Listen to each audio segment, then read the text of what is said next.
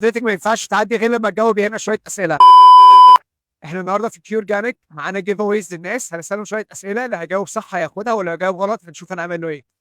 ايه الفرق بين الكرياتين ال HCl والمونوهيدريت؟ ممكن ما جاوبش. طب البيشن بتاع ال HCl بيكون اسرع تقريبا. اوكي ماشي صح، برافو احمد. احمد جاوب اول سؤال صح. طب ايه السورسز اللي ممكن اجيب منها امينو اسيد بالنسبه لاكلي؟ طيب انا بنسحب من اللحوم. اللحمه. وايه كمان؟ بيض. وايه كمان؟ ممكن اللحوم. برافو يا احمد، حلو جدا. ايه اكتر اكل بيزود الاستروجين بالنسبه للستات؟ فول الصويا. اوميجا 3. ايه اكتر تمرينه بتبوست التستوستيرون في الجسم؟ اعتقد الليج او الليج داي عامه. ليج داي اللي هو بالعربي. يوم الرجل. الراجل ده جاوب الاربع اسئله صح. حاجه زي دي ممكن تساعدك ازاي في تمرينك؟ الالكترولايتس هيساعدني بعد التمرين عامه او كانترا ورك اوت.